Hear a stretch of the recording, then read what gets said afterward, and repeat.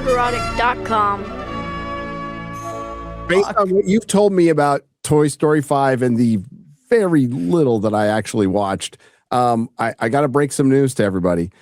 Disney's a girl brand, but the only real change from what they've always been is they're a girl and gay brand now. And that's never going to change. No. They could buy John fucking Wick and they would make that freaking feminist and gay. Now, okay, just keep doing the ballerina Disney's definitely a girl brand, or overall. just do the ballerina. But they had content for boys. They had content for boys all the way from Toy Story, in the Lion past. King, Aladdin. Yes. Even way before that, you had Darkwing Duck, Black Cauldron, Darkwing Duck, DuckTales. I am the hero that flaps in the night.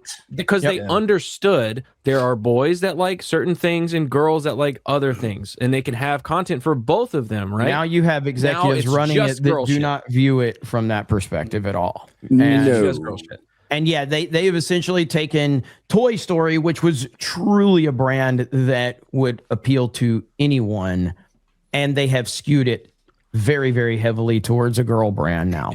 And there's no going back. I mean, this is the direction they're going to go in. This movie's going to make $1 billion, maybe $1.5 billion, depending on word of mouth, which seems to be very strong. And this is the future of it right here. So Tim Allen's already talking about a sequel. He's already talking about Toy Story 6. I mean, I'm 37 years old. I Toy Story 5, whatever. I remember walking out of 3 when I was like 19 and being like, this movie is pretty fucking good, but fuck, I'm too old for this. Fuck that. You're not too old for Toy Story. Toy Story, I didn't watch 4, so I don't really know what went down in 4, how it sets up where it is. The frustrating thing about Toy Story 5 is I actually think there's a really fucking good movie in there, and I watched it on my phone, but whatever. So I think there's a possibility for a really good movie in there. It cannot, the irony is not lost on me that one of the cores of this movie is discussing children growing up today, always on their tablets and on their phones and technology, as opposed to going outside and playing with other kids and using their imagination. And this movie pushing the idea that this is a bad thing, all coming from a company that's worth billions and billions of dollars, whose continued existence relies on your children being stuck in front of their screens, right? Yeah. The irony is not lost on me. But I think that part of it was a cool, interesting message. But it is just, it's the Jessie show. And it's the human show. And it's more about humans than it is toys. Now, there's a lot the of Jessie show is not a 4 problem. stories going on. I understand. Look, Jessie's been a character since the second movie. I don't have a problem with Jessie and her being the main character. We're on the 5th one. That's okay. My problem is all they do to Woody and Buzz is emasculate them from the first scene to the last scene. Yes. It's the fucking Jessie show, and she's better than them. She's the sheriff. She makes them all toys. Buzz literally goes, "Yes, sir." Like right in the beginning, it's just emasculating the entire time to characters that we should all respect and love. It's the same stuff we've seen with so many IPs, and look, you should be able to tell a story where a female who's a part of this cast that people are familiar with has their moment, and it could even be focused on them without the desperate need to bring down other characters in order to prop that one up. And can you have a joke here or there at their expense? Yeah, sure. But it just seemed too much and too overboard and too over the top. Am I with Jeremy's take that it's like The Last Jedi? I don't know if I'm that far, but it's certainly a disappointing movie. But I also don't care about Buzz Lightyear. 4 would have been The Last Jedi. Buzz Lightyear lifts his leg when he kisses Jessie. Yeah, that was rough. Buzz Lightyear drives at the end. Buzz Lightyear is the one that walks down the fucking aisle when they get married. Buzz Lightyear references Jessie as the leader of all toys while he's pointing at Woody saying he's just an old man who's a fat loser.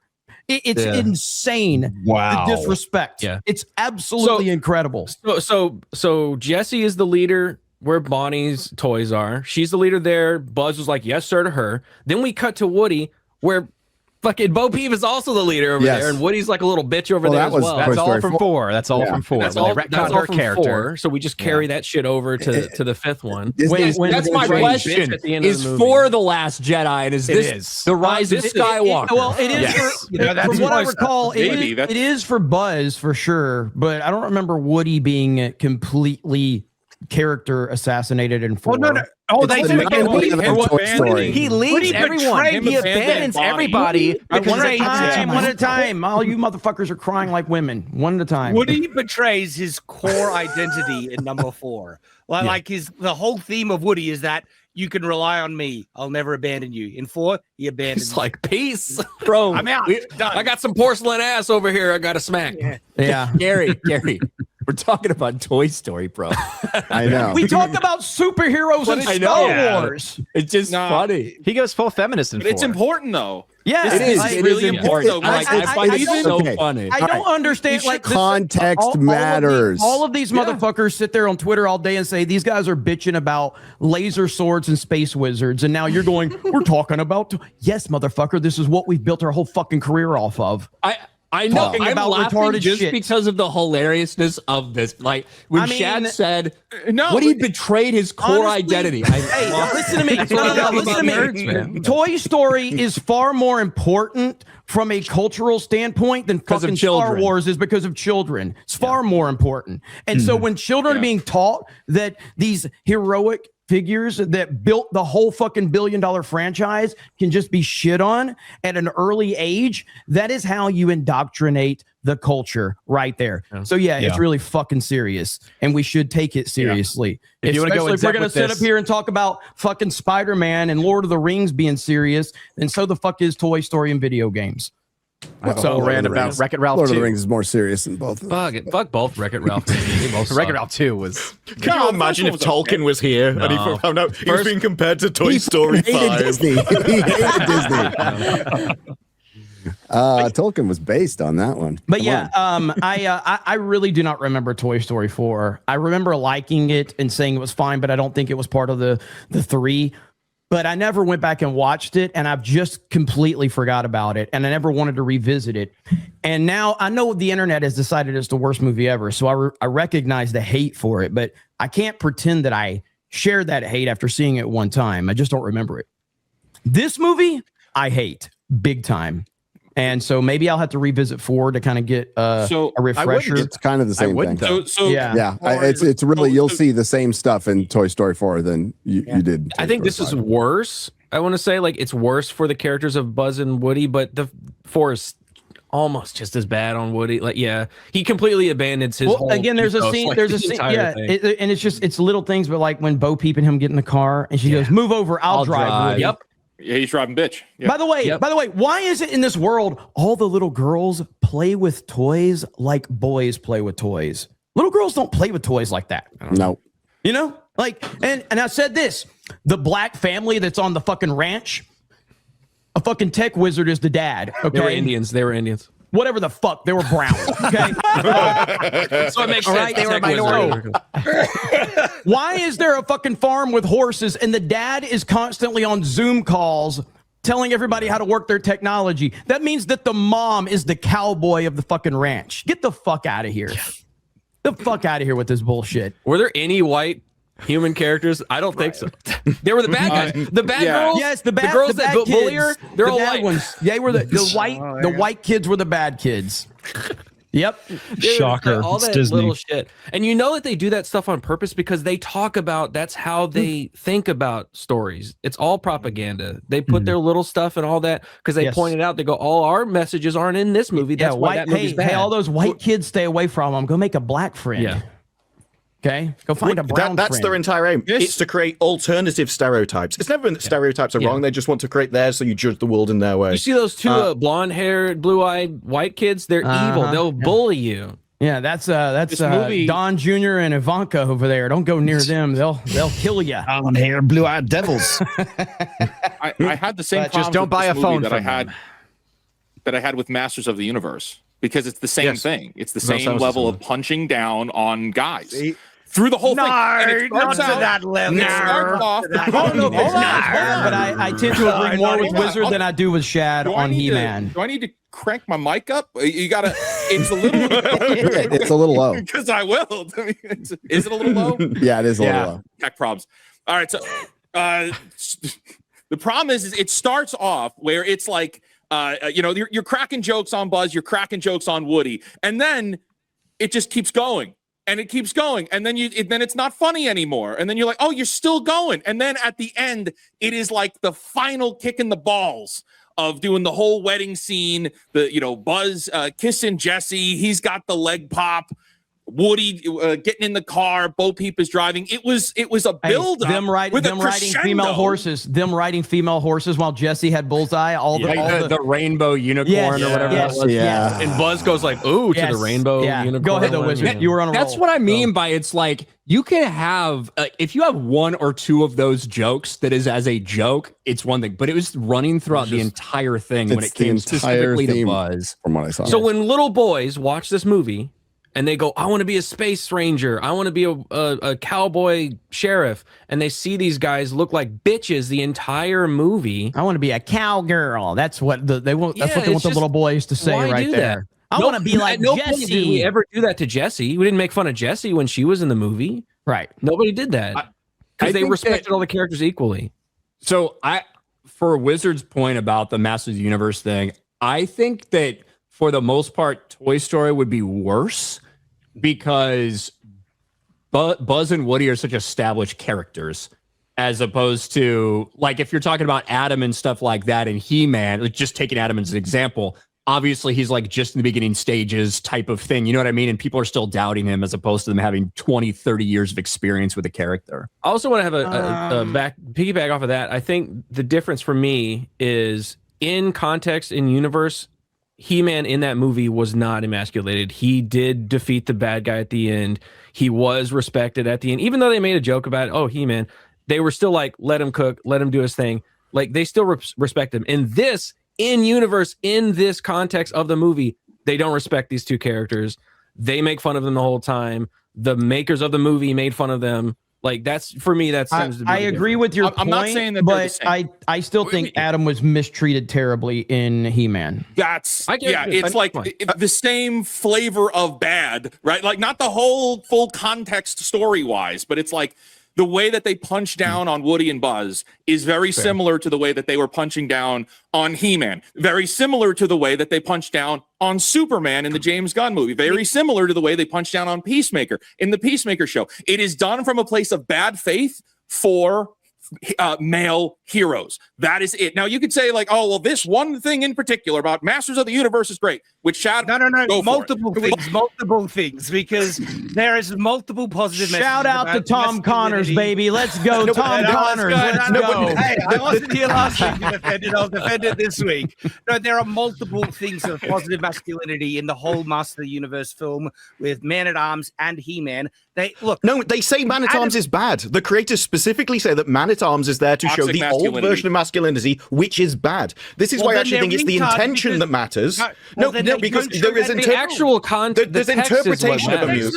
There's interpretation of a movie, and there's what the movie is. Throughout the whole thing. That's like this is why that's the creators not knowing what they depicted there, because Man-at-Arms is totally validated, and all the messaging that he is teaching Adam about how to be a man, and that he literally says a man is the one that steps up to protect his family. That is all validated throughout the whole film. Even his first... He tells his daughter, you're the man I always wanted to be. Like, there's lots of things that undermine him, but they do say that he is the traditional masculinity. And I think this is why when people will bring up, like, Black Widow... The race she was just a woman that kicked... By the way, she just kicked the crap out of people. And it's like, yes, but why was Black Widow... Black Widow was in the movie for the male gaze. Everything she did was to kick ass, but look great doing it. Whereas now it is, they're not trying to be in the movie for men, they're trying to replace the men in the movie. And that is a subtle difference. You could do exactly the same activities, but it's why are you there? And I think with He-Man, because it is a comedy, it kind of depends whether you think something is a joke or whether it's intended seriously. And that changes your entire perception of the movie. And so I do think in that case, the only way you can take that movie is what the creators say they wanted to mean by it. And you can take the Starship Troopers impression where it's like they just failed in that regard. I think it was a perfectly legitimate thing. But that is what the movie is saying. Well, to the point if we take the quote that like where it's the female characters meant to replace the male characters, He-Man, you can remove Teela from the entire film, and the film doesn't change that much. She's not there replacing He-Man at all. She does. She saves him from the real world. Hang on. Wizard was going to say something.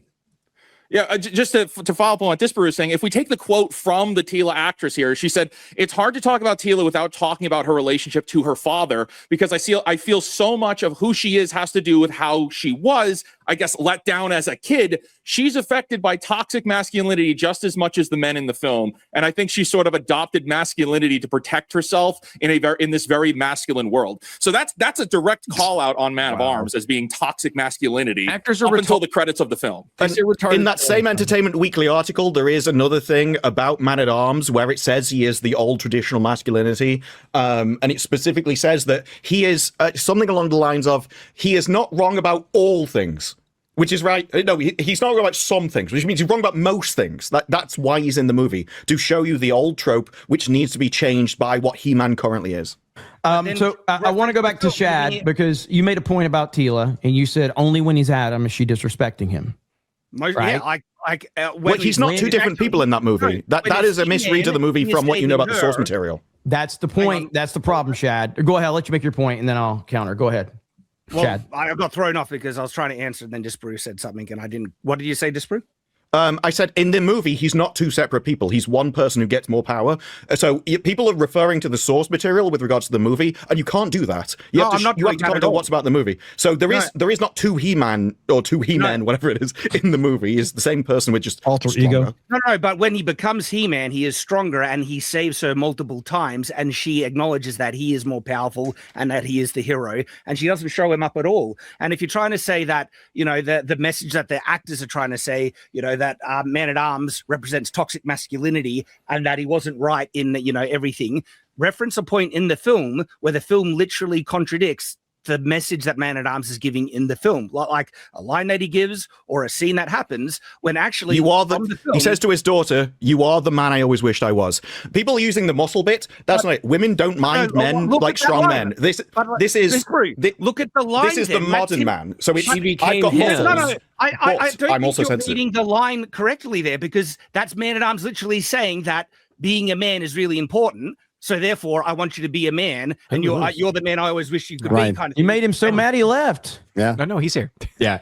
So I think that internet. Oh, Disparu. Hollywood fucking sucks, right? These people aren't good at what they're doing. They fail over and over again. So I do think that intention matters. And if it is their intention to portray what we view as traditional masculinity in a negative light, and the execution of the movie makes us, who think that traditional masculinity is a good thing, be like, no, this is actually fucking awesome. It's a failure of them in like their intent, but the intent is still there to show that they feel like traditional masculinity is bad and modern masculinity is what we should be going towards, and this is what we think modern masculinity is. And you can enjoy the movie and you can think they really fucked up here, and by showing traditional masculinity, they actually showed us how awesome that is. But I think that the intent still matters in how we evaluate these things and what they're trying to say. Just because they're bad at telling the story doesn't mean that we should give them credit for wanting to push this thing. Does that make sense? I think that's what most people are trying to say. I think you're absolutely right in what you say there. And in addition to that, though, that doesn't make the film worse. I actually think it kind of makes the film better, because the film is standing in such contrast to prove that their intent failed dramatically. So it kind of even makes me like the film a bit more, that we have something in the modern day that from the actual context of the film itself is celebrating such traditional good values. That's good to, because again, at the end of the movie, in context of the movie, his masculinity, the whatever modern masculinity, is just him saying, hey, you can change, you cannot be evil. Don't be evil. And he's like, well, I'm evil. All right, I'm going to kick your ass. And then he kicks his ass. Yeah. So like in the context of the movie, I want to bring it back to like what Disparu and Shad were talking about, and which was the point about Teela and how she treats Adam. Adam is the same person in this movie versus when she does it in the source material, the audience knows she kind of looks stupid because he's playing dumb, And so that's a drastic difference. And you can't show the woman being stupid. Right. And so her talking down to him, there's no like, yeah, you're talking down to him, but he's actually playing you. That's not happening in this movie. So that fundamentally changes how the audience looks at the hero of the movie all through the movie.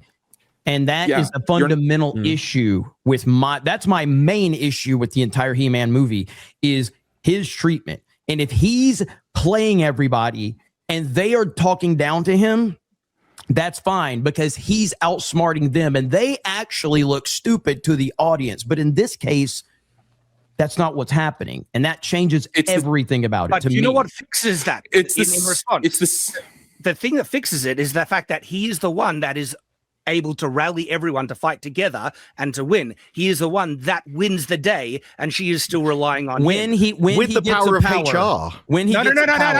No. Can we talk about that scene in the HR? Okay, I don't want to break down the entirety of He-Man again. We did that already. No one's going to see it. Toy Story. No, it's a to take it back to Toy Story. It's a like.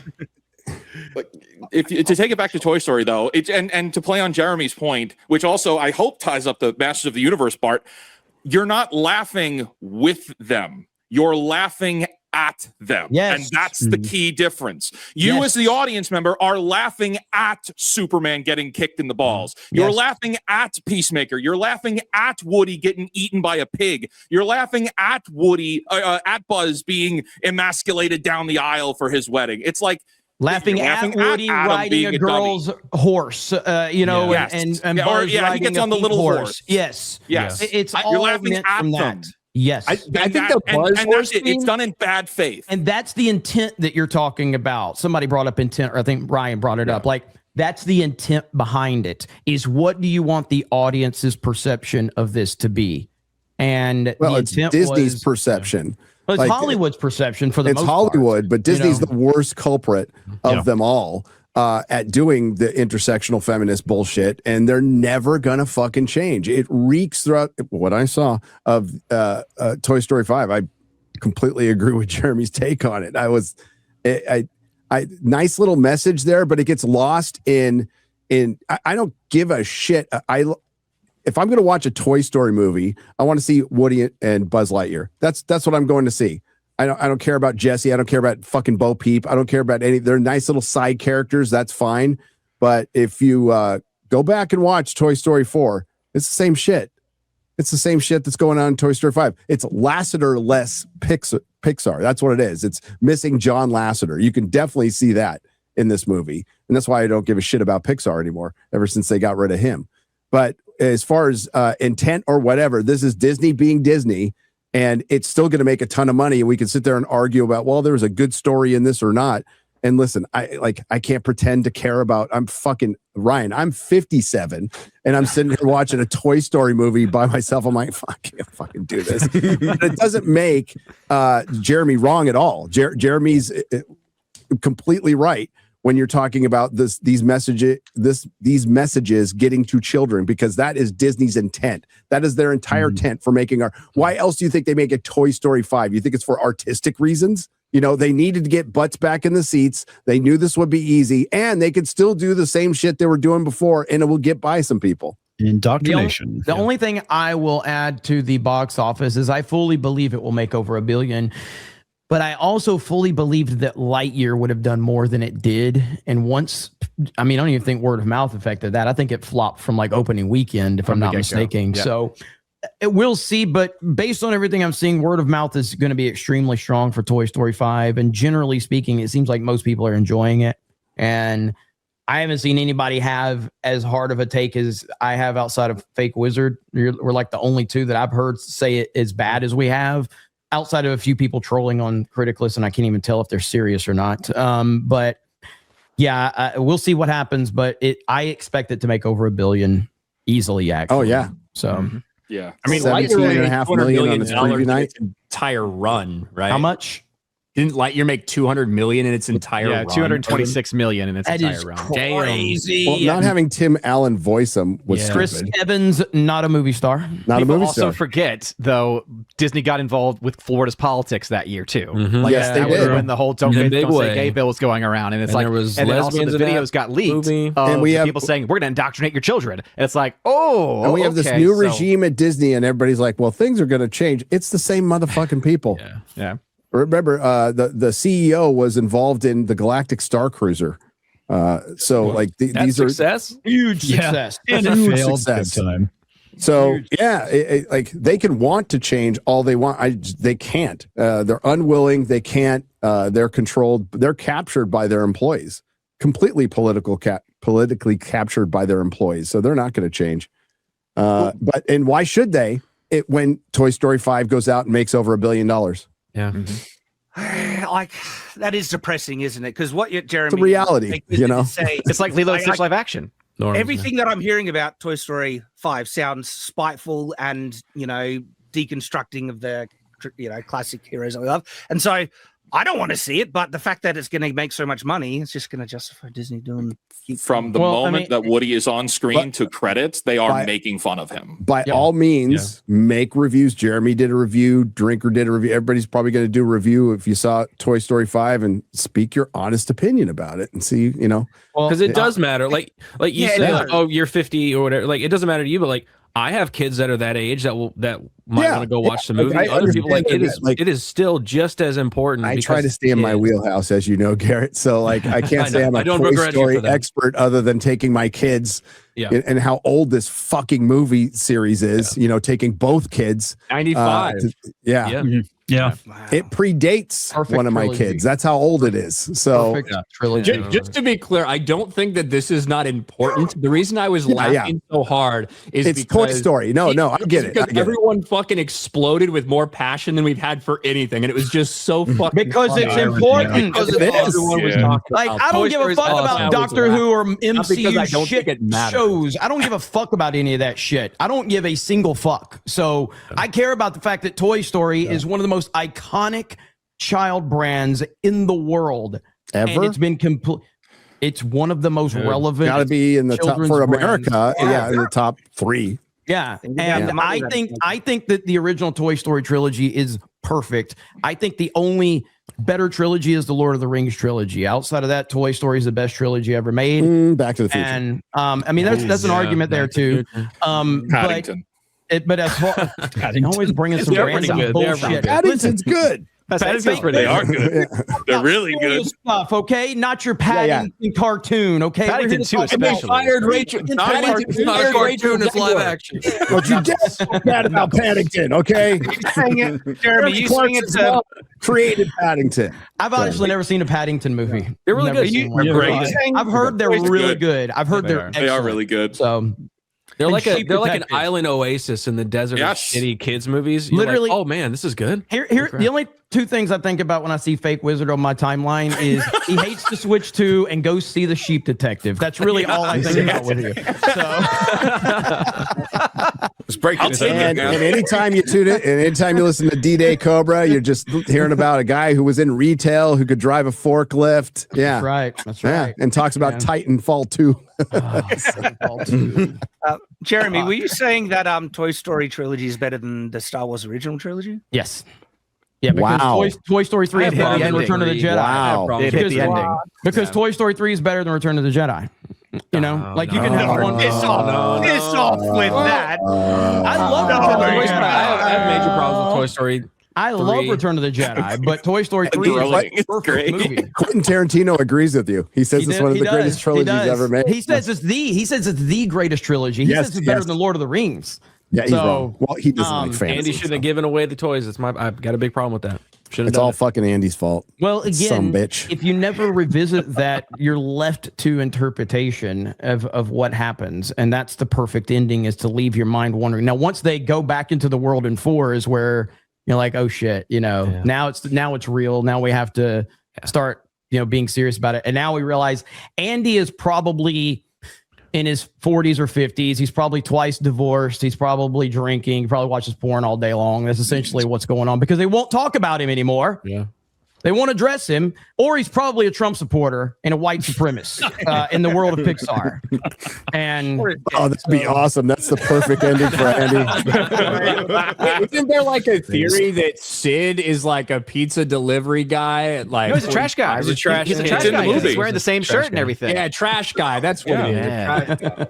Well, I mean, it's a bad year for Jeremy not to care about Doctor Who or Marvel or Harry Potter. I said MCU shows. Supergirl. I said MCU shows. I don't give a fuck about any of that shit. Nerderotic.com. Please subscribe.